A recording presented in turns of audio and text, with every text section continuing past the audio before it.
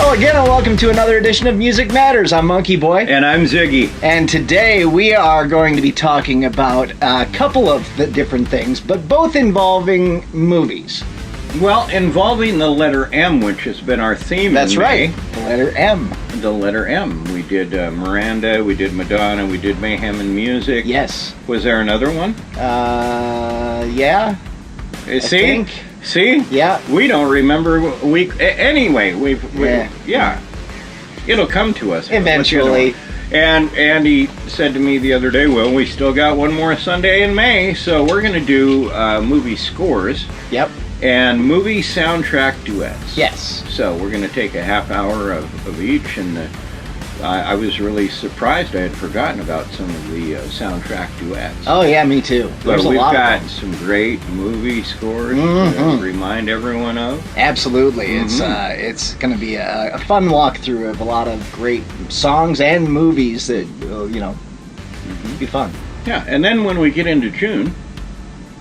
Kenny Rogers. Andy's really excited to do Kenny Rogers, and I spent a lot of time. I sent you the playlist. Yeah, I saw the playlist. Kenny Rogers or whatever it was. I spent like 8 hours listening to Kenny Rogers. Nice. I don't know if it was doing research or just listening to music. Yeah. But yeah, some great songs to talk about. Oh yeah, he's got a lot of them. And we're going to do coming up in June. Also did some acting too. Oh, he did do some acting.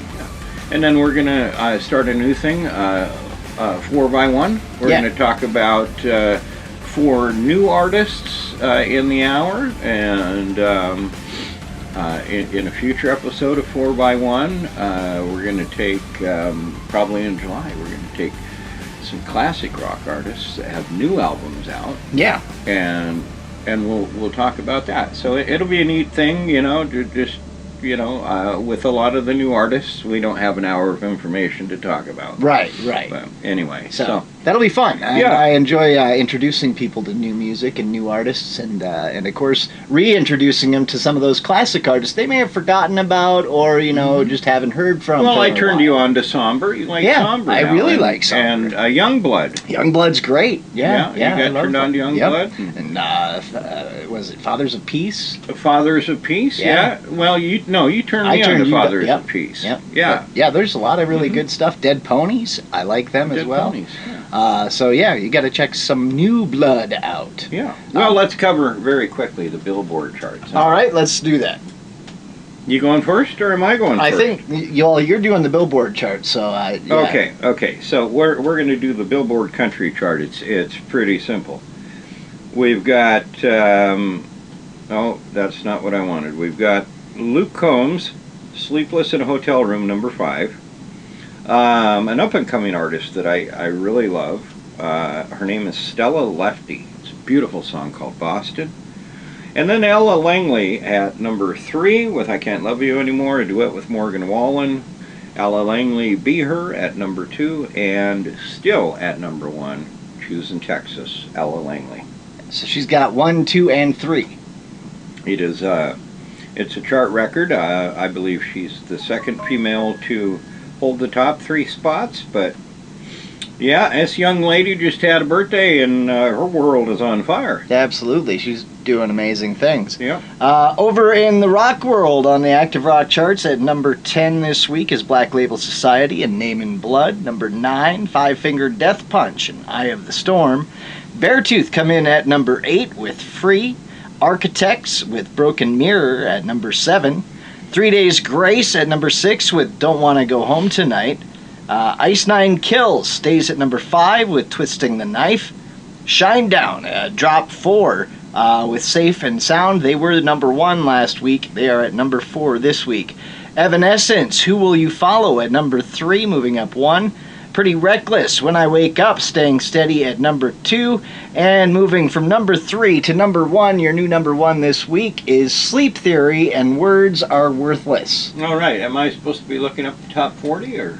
Yeah, I guess. Okay. Do that? Well, the top 40 is really easy. Okay.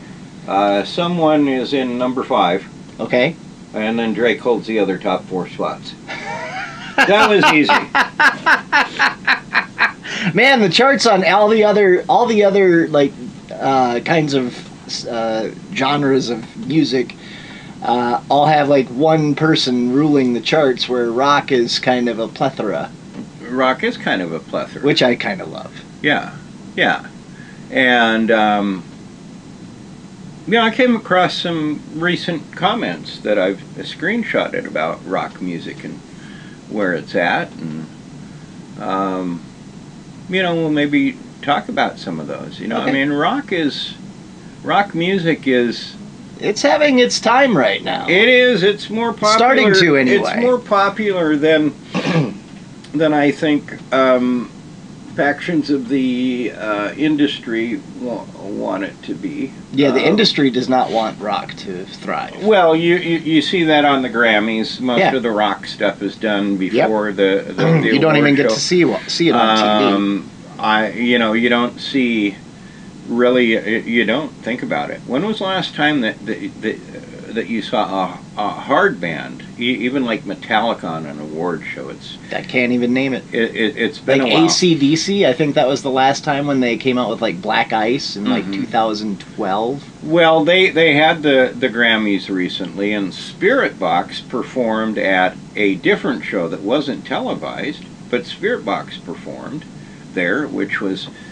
quite an accomplishment. Yeah, but sure. We're not just talking about the heavy music that I enjoy. We're talking about even some hard rock that Shine Down, Shine Down, 3 Days Grace. There's it's just being limited for you. But anyway, we better talk about movie scores. Yeah, we got a lot of them to talk about. I was sitting around researching last night. I was like. I was imagining Indiana Jones without a score. Yeah, it would be weird, right? Yeah, the big old boulders rolling down and you got nothing. Boom, boom, boom, boom, boom, boom, boom, boom, boom. So scores they're pretty much that thing in the background. Yeah. Oftentimes they are the star of the movie. Really. A lot of times. You and I were talking before we started about Star Wars and Indiana Jones and, Psycho, Oh, yes. He's got the knife in his hand and, the shower and, if you don't get that right, that moment in the movie isn't right either. Right, no, so, for sure. I know that you and I we've seen a lot of movies in the world. Yes. And we've seen movies with bad scores. Yes. We've seen movies with bad soundtracks. Yes. Which is, we'll talk about in the bottom of the half hour. Sure. It can make or break a movie. Absolutely. I was thinking about, and I'm sure it's on this list, if you think about, like, the original Godfather. Yes. There's so much dramatic scoring in that. Yep. Done to perfection. To perfection. Yeah. If you think of like the TV show The Sopranos. Yeah. Because there's TV scores too. Yeah. Oh, absolutely. That show always had a really good score. It really did. The gun comes out of the pocket and you get the dramatic effect. Mm-hmm. But it's also quiet in the background, like we were talking about a movie from when we were younger on Golden Pond. Yeah. The Bridges of Madison County, just these really simple movies that have very beautiful scores and kind of sit in the background. Yeah, but they make the movie. Here's one right here, number 44. Purple Rain. Purple Rain. Yeah, that great soundtrack. I don't know if I really liked the movie that much. Well, and I don't. I remember the songs from Purple Rain. For sure. I don't know that I remember the score. I don't know that I really paid attention. Right. But there is score music in there along with. Well, sometimes the the movies have both scores and songs. Mm-hmm. So you get a little of both. Mm-hmm. And that's one of the cases there with Purple Rain. Guardians of the Galaxy would be another one at number 45. That one used a lot of classic rock and classic hits, and I mean, I would have to say one of the best soundtracks that has been released in the last 30 years. Yeah. Like, that's But you were great just soundtrack. talking about, movies have both. Yes. But you can take, if you watch a lot of the Judd Apatow movies, Mm-hmm. okay, which he did a ton, and Oh, all the wow. same Yeah. people in them. Yep. The music, what we would refer to as soundtrack songs Yeah. actually become the score. Right. Because said movie, you might have a movie from the 50s. And so you can take songs from the 50s, Sure. and that can become your score. It's when they turn on the radio and they're driving in the car, or they go to the freaking roller rink or Yep. whatever it Wherever. is in the movie. There's a dance going So on. or it something. isn't always the orchestral stuff. Right. Or the keyboard stuff. There's been a lot of good movies that Yeah, rely on actual songs for a piece of the movie. Yeah, what was the... I think about What was- Footloose and the Michael Well, what Sembello was- song. What was the Michael Sembello from Flashdance? Oh yeah, that one. No, and wasn't it like I Need a Hero? Who did I Need a Hero? Bonnie Tyler. Bonnie Tyler. It was Bonnie Tyler. Bonnie that, Tyler. That part when they were, racing the tractors and and that song, that song made that whole scene. That happened. Yeah. Yeah. Without that song, that scene would not be as cool or as good. No. At least in my opinion. Well, I was thinking about movies like Almost Famous. Oh yeah, Because you have... a movie about a band. Well, you have a movie about a band, but I was going to say you have a lot of coming of age or period movies. Yeah. Oh, for And, excuse me, you may not see a year or date flashed on your screen. sure. Right. But you can see the 50s cars. Right. Or you can hear the 60s music. Yep. It does become the soundtrack of that time. Yeah. And there's a lot of movies like that, like Empire Records. Yeah. I mean, you're in a movie. record store if you can't play the current songs. Right. The movie wouldn't work. Right. Yeah. Right. Absolutely. Yeah. Yeah. So let's see. We're gonna just kind of go through some of the great scores. And here's one that I see at number 46, Braveheart. Braveheart. You remember that? Very, very dramatic. Yeah, dramatic score. Very dramatic score. But very good. The movie wouldn't be the same without it. That's for sure. I think Braveheart is it's a battle movie. Yep. If you think of the plethora of war movies, Platoon. Yep. Hacksaw Ridge. Yep. All of those movies have very dramatic, For sure. intense scores. Yeah. And you also have periods in those movies where, obviously, in reality, people died, and Yep. and you get that sad, dramatic movie. And, Yep. And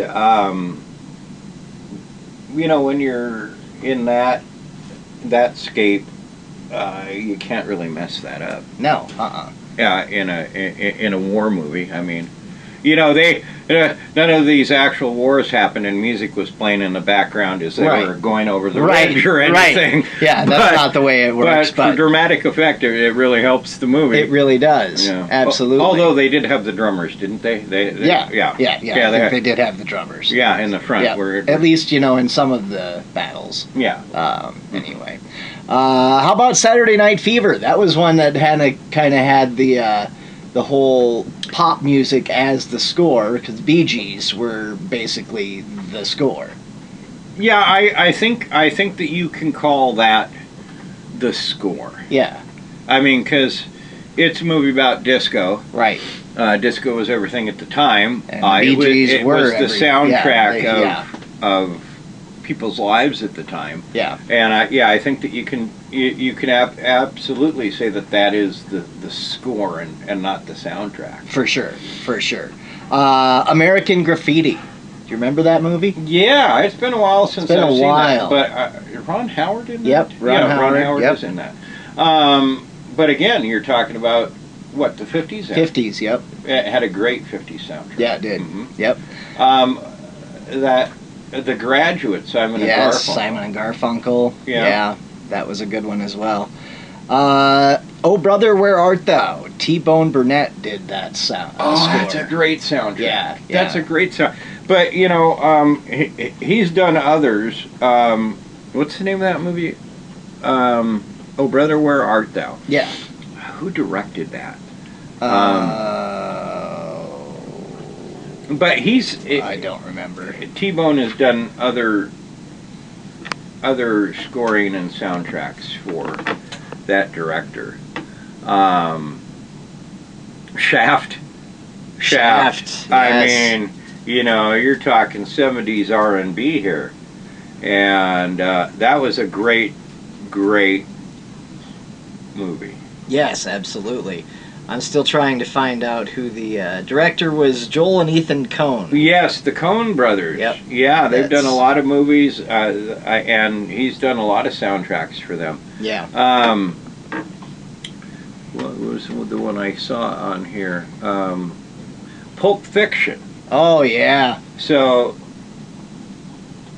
Quentin Tarantino. Very, yeah. All of his music, or all of his movies, excuse me, have great scores and soundtracks. He's another guy that is more dependent upon songs than scores. Yeah. But, what's the song that pops into your head? The one where they're dancing. Yeah. Yeah, I can't remember the name of it, but yeah, I can hear it. Yeah. Great stuff. How about Halloween? The theme song to Halloween. Well, if you want to talk about scoring, this is your guy. Yes. This is you've got two great scorers really, whose names are John. You've got John Carpenter, and you've got John Williams. Yeah. Throughout decades, writing great scores to movies. Yes. Yeah. Absolutely. And when you think of that original Halloween. That music is iconic. Scary. Yeah, it's scary. It's scary and it's iconic. Yeah. Mm-hmm. That it kind of gives you the creeps. Yeah. Just as soon as you hear it, it's like, oh. Yeah. So good. Crouching Tiger, Hidden Dragon. Been a long time. It has been a long time since I've seen that, but I do remember that the soundtrack was very cool, if I remember right. The Handmaiden. That one I don't remember. But it says it made it to number 33. Pirates of the Caribbean, Curse of the Black Pearl. I like the Pirates of the Caribbean. Okay, movies. Hans Zimmer. Hey, you can throw him in there. I think you can throw Hans in there with John Carpenter and John Williams. He's scored hundreds and hundreds of movies. So many. Inception was one of his too, and that's the next one. Oh yeah. So I mean, scores are for dramatic effect. Yeah. They're for happy times, sad times.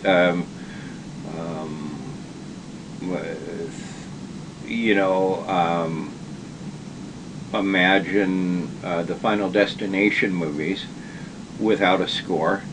Yeah, I can't imagine. As the logs flying through the car, right? or in the last one, they're up at in that Space Needle type thing, and it's all falling apart. And, Hans Zimmer. I think in the Pirates of the Caribbean, since there's a bit of comedy in it. Yeah. You get that mix. You're getting the dramatic stuff, but you're also getting the happy keyboard stuff. Sure. Good mix of it. But yeah, Hans does a ton of them. Yep. That had a lot of adventurous score too in that movie. Let's see. How about 2001: A Space Odyssey? That one was a classic. That one I'm not familiar with. 2001: A Space Odyssey? Really? Yeah, I'm not a sci-fi guy. Wow. All right. Well, I do see one on there. Definitely suggest that. I see the no-brainer one on there, James Bond Yes. theme. Dr. No. But if you think about the James Bond movies, Oh, yeah. I mean... it's music from... Yeah. He's on a boat, you know, I mean, Yep. he's in a plane, there's so much action in that is supported by a good score. Oh, yeah. James Bond movies always have a great score. Always. Always. Another group of movies that had great scores, and comedy is hard to score sometimes. But the Pink Panther series has some great scoring in it. If you haven't checked that out, those are great movies. Peter Sellers, hilarious. Highly suggest checking those out. How about The Great Escape? Been a long time, but that's Elmer Bernstein. Yep. So, you know, Elmer was One of the old school guys. Well, I mean, you've got him right there. Yep, he's got a couple of them. The Great Escape and The Magnificent Seven, two great movies. One a western, and one is an escape movie out of a prison. Really great stuff. Oh, look at number 23. Yep. Now, imagine Rocky without a score. I can't. I don't know that I would like Rocky if they made Rocky today with, like, say, a pop or rock thing. It would need the same type of score. It would need the same. You know, when he's running up the stairs and going to throw the fists up. Yep. Imagine that with something other than what they use. Yeah. Yeah, funny. Yeah, it'd be crazy. Yeah. Rocky is a great example. E.T., another great John Williams movie. That soundtrack was beautiful. Awesome. E.T. is a great movie. Absolutely. As a young kid for me, I was young. I remember standing outside the theater to get a ticket. Yeah, me too. Halfway around the block. I remember my parents taking me to that. I can remember, relating to Drew Barrymore's character. It's a really emotional movie. My eyes out at the end. The first time I saw that, oh my God, it's a really cried. Emotional movie, and John Williams does a great job. Incredible, yeah. And the theme song is just great, and it's very sci-fi, very good. How about this one? All I have to do is it's only like, that's it. Yeah. Back to the Future. It's just a couple notes. Yeah.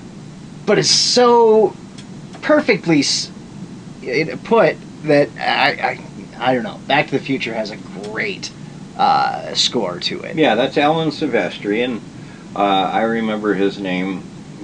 He's another guy that did a lot of them. Yeah. Yeah, he did quite a few. And Back to the Future, without a doubt, one of the best. So now we're getting into the top 20 here. Vertigo at number 20. That, I believe, is a... what's his name? I don't remember.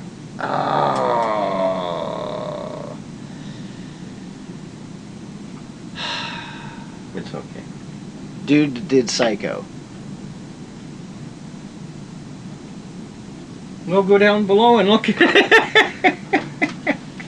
I thought you'd know that. Oh, I'm just having a brain fart. Yeah, I am too. I hate it when that happens. Come on. No, that's not. Alfred Hitchcock. Oh, yes, Alfred Hitchcock. Thank you. God damn. Okay, jeez. Jesus. We do this every week, huh? Yeah. Yeah. I need more coffee. We prepared, just not completely. Just definitely not completely. Well, and my my brain does not really function too well anymore, but that's okay. Neither does the rest of my body. Well, we're going to transition here pretty soon, but This one. Da da da da da. Da, da, da, da, da. Just Yes. think of where else that has been used in our everywhere. lives. Yeah. And it's that running scene. You see a lot of reels, where it's a couple run into each other or whatever. Very powerful. Chariots of Fire. Yes, absolutely. That's another good one. Vangelis. Yeah, that's the one. Yeah. The Lion King. How about that? Hans Zimmer. One of the great Disney classics. Hans was busy during the time too. Yeah, he was. He really was. Let's see here. Interstellar. Hans Zimmer again.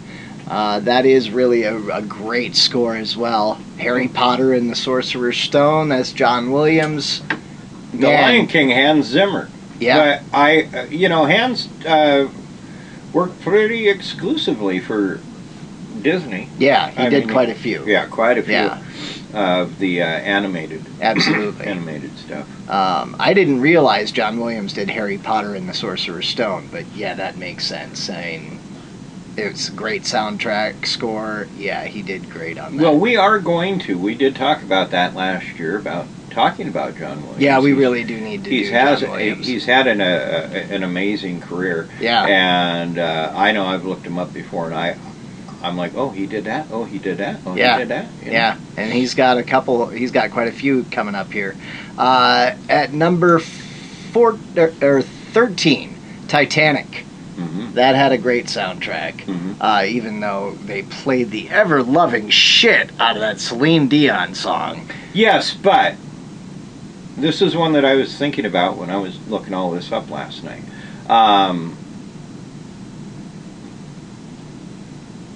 Imagine that movie without that music in it. Yeah, you can't. I mean, she had a big hit with a soundtrack song. Yeah, she did. If you think of that movie, and I'm sure all them people that died when that boat sank would have loved to have had some damn music playing. But some of them did. I mean, there is a dramatic scoring when it hits the iceberg. When they're initially walking on the boat and they think it's going to be this grand. Right. They've loaded their diamonds and their gold on it and whatever. And yep. And the scoring as it's sinking and as the two characters are, trying to survive, hold on to all hope. Titanic has a variety of emotional scoring. For sure, absolutely. I mean, there's it's a very dramatic movie. Well, because you have the happiness of the beginning. Yeah. The fear in the middle and the tragedy at the end, and he does a great job with the scoring. He does. He really does. Number 12, Jurassic Park. John Williams. Another John Williams joint. Great movie. One of my favorites. Jaws. He did Jaws too. Yep. At number 11, Jaws. Wow. Well, look at him. 1, 2, 3, 4. 4 out of 6. 4 out of 10. Okay, so the 4 out of 10, John Williams in the top 10. There we've got. Let's see. Well, we'll blow number 1, huh? Sure. Why not? Star Wars: A New Hope. Number 1. He's obviously. Yeah. Schindler's List. Oh, great. Yeah. Yeah. Well, I mean, there's nothing fun about Schindler's movie, List. but his soundtrack. His sound. Incredible. His soundtrack is incredible to that one. We already talked about The Godfather. Yep. No, but that wasn't him though. No. Raiders of the Lost Ark at number 8 was John Williams. And Star Wars: The Empire Strikes Back was John Williams. Those are his movies in the top 10. Lawrence of Arabia, Maurice Jarre, I think is how you say that. Yep. Great film, great soundtrack. The Godfather we did talk about. Nino Rota. You can't go wrong with that one. Blade Runner. Vangelis, another one. That's another one that very powerful. Yeah. Yeah, really good soundtrack, really good movie. Mm-hmm. We talked about Psycho with Bernard Herrmann. Yeah, that movie just wouldn't be as good without that soundtrack.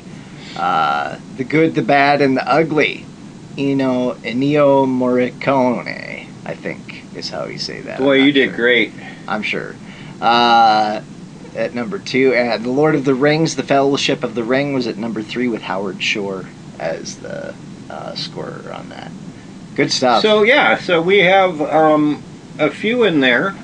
We were talking about scores, but again, it sometimes the soundtrack is the score to the movie. But Yeah.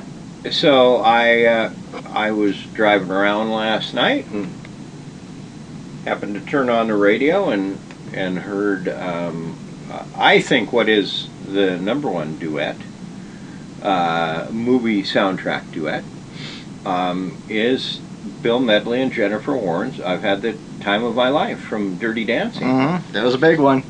That was definitely a big one. Mm-hmm. Yeah, overplayed at the time and still overplayed. Yep. Over the top of my head, I can't think of anything else bigger than that one. But Mhm. yeah, that was a huge song. There's quite a few duets in the movie soundtracks through the years, and yeah, Almost There by for the Princess and the Frog is a duet moment. I Finally Found Someone, The Mirror Has Two Faces. I'm trying to remember that one. Was that Cher? No, I think that was just I Found Someone. Yeah. I think. Yeah. Yeah. Mhm. All right.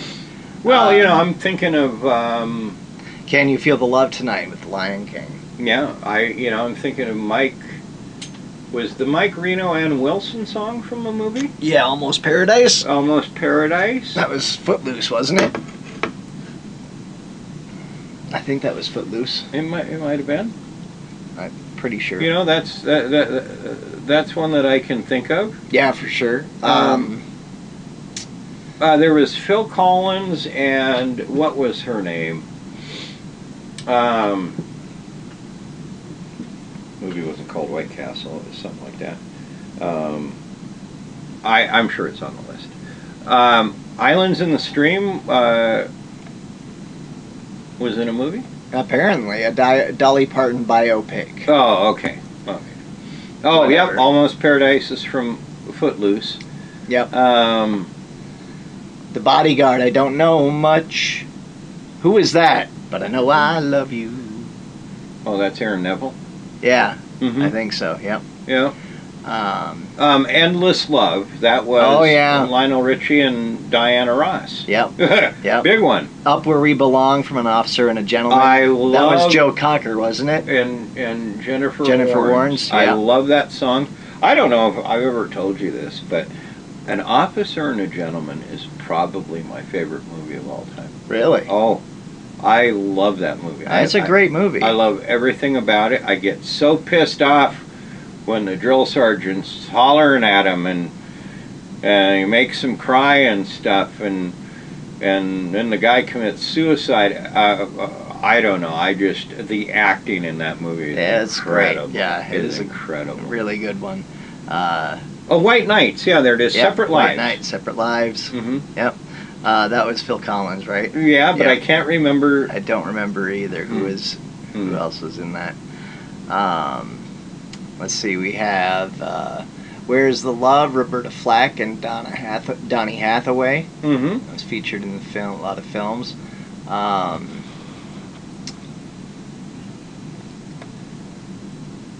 Wicked apparently has one called For Good. Well, that's a big hit now these days. Mm-hmm. There it is. I've Had the Time of My Life. Dirty Dancing, number 28. 28. Beauty and the Beast. Was it? Oh yeah. Was that Aaron Neville too? I think it was. And Linda Ronstadt. It could have been. Could have been. I think did Beauty and the Who did A Whole New World? I remember that one too, Uh, from Aladdin. yeah, Frozen has Love is an Open Door. yeah, A lot of Disney movies, of course, but that makes complete sense. yeah.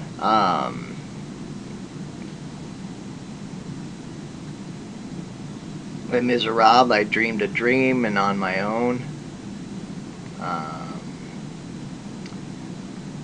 Moulin Rouge, Come What May. Here is probably my favorite. Supercalifragilisticexpialidocious. Mary Poppins. That was a duet I believe it was with with Dick Van Dyke. Dick Van Dyke and what's her name? Yeah.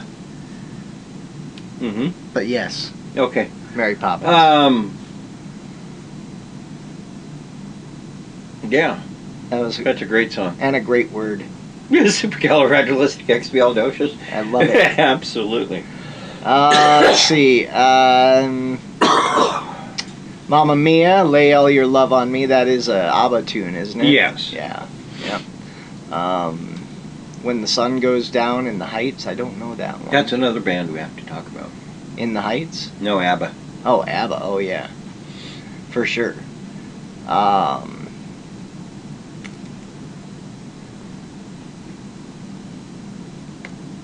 We had Shallow back in 2018. Shallow. That's right. A Star Is Born. Lady Gaga and Yep. Bradley Cooper, Yep. who we didn't know could sing, but apparently he's really good. Yeah, apparently he can sing.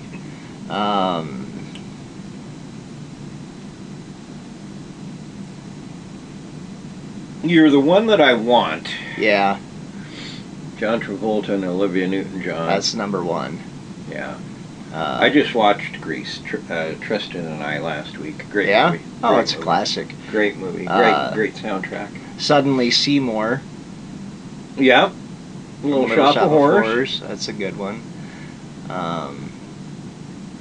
I can't remember any of the other ones in the top 10. Yeah, I do know Take Me or Leave Me from Rent. It's my favorite musical. I love Rent. Yeah. But a lot of them came from musicals. Yeah. Your Time Was to Me from Hairspray, Rewrite the Stars, The Greatest Showman, Fit as a Fiddle, Singing in the Rain. So yeah, Les Miserables comes in with a little fall of rain. Yeah, but soundtracks always have, or not always, but especially in the 80s, had a lot of duets. Yeah, that seemed to be a really big thing in the 80s. Yeah. But if you think about the musical landscape, duet-wise, it's always been a very common thing. Oh yeah. Some people with great success. If you think of in the early days of country, you had like George Jones and Tammy Wynette, Sure. Johnny Cash and June Carter. Yep. But you get over into the pop side of music. There was great duets. I just had a brain fart on the song, but I love the Billy Joel and Cyndi Lauper one that what is it? Silence. Yeah. We didn't start the fire. No. No. Yeah, I can't remember. I'm brain farting. Code of Silence. Oh, okay. That's okay. it. Yep, that's it. That's a really good one. But I think Peter Cetera and Amy Grant. Yeah, you talk about Peter Cetera. Did he have a duet? Yeah, didn't he have it with Amy Grant? But that wasn't from a movie. Was it that? I don't believe so. No, but he did. Look. Well, because he had the Karate Kid songs. Yeah. Now I have to look. Peter Cetera. I'm not sure.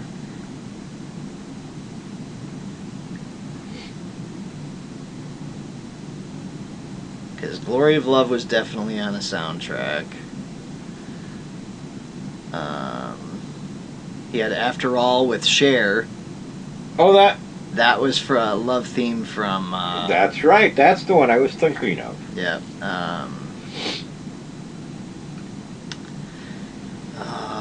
What's the other one?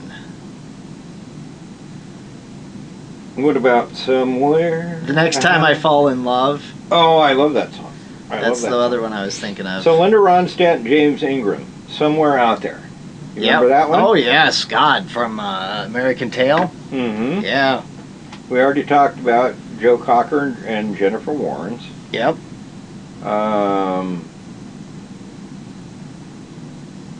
We just talked about After All, which is... I haven't heard that song in a while. Oh, it's been a long time. Good tune, though. It is. Huey Lewis and Gwyneth Paltrow had a song. Oh, they did, yeah. Do you remember that? It's called Cruisin'. Yeah, I do remember that. And I believe that was the name of the movie.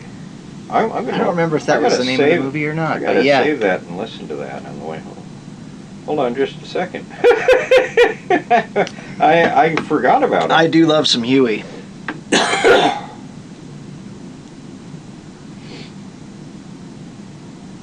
There.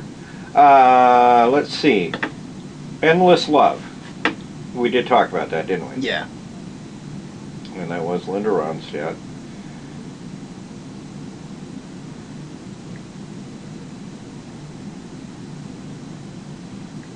Do you remember, no, because you probably wouldn't have watched that movie. It's not your thing, Andy. We won't talk about that one.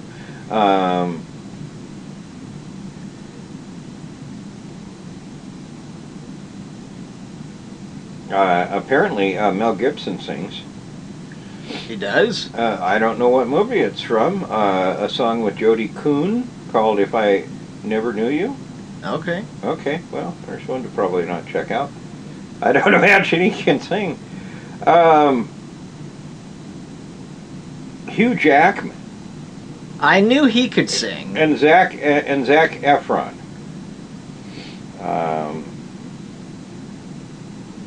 Have had a couple. The Other Side and Rewrite the Stars. How about, here's one that's a duet with two guys. In Excess and Jimmy Barnes' Good Times. Oh, yeah. From the Lost Boys soundtrack. Yeah. That was Barbra Streisand and Bryan Adams. I Finally Found Someone. Oh, yeah. I forgot about that one. Yeah.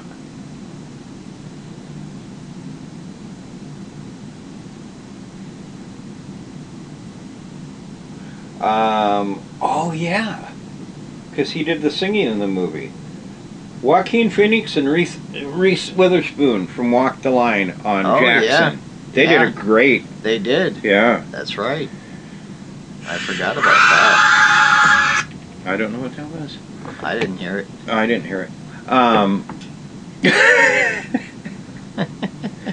But, you know, we were talking about scores. You know, scores make or break the movie.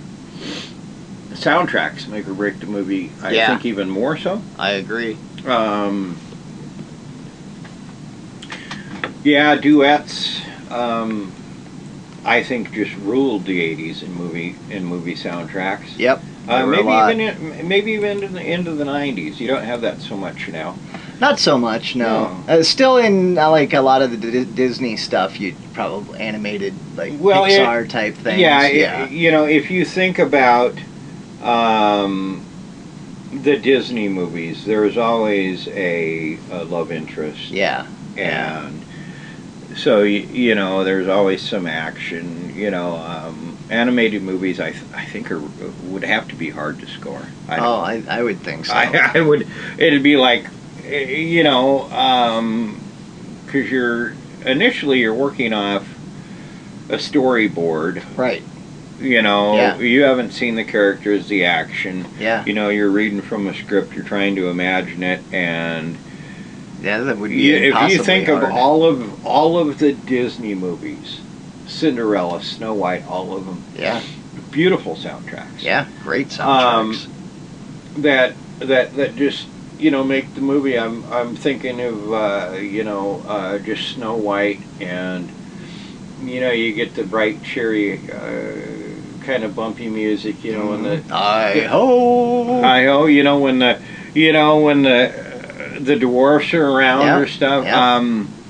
Like the Smurfs movies. Yeah. That's another one. Mostly that's a fun. It's a fun movie soundtrack. But with every episode, Bud, like we say, we could go on and on and on, and we'll likely revisit these topics. Oh yeah, I'm sure we'll come back with some more down the road. When they release some more good scores. Yeah, for sure.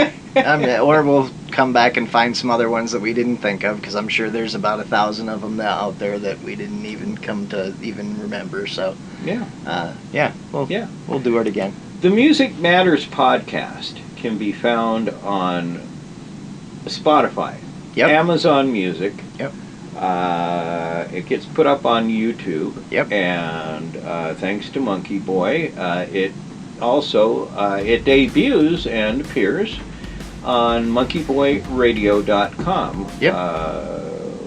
That gets about 8:05 on Sundays. Around 8:05 every Sunday night. That's 8:05 Central Time. Yep. monkeyboyradio.com, and Monkey Boy does a good job with the station. A good variety of music. Yeah.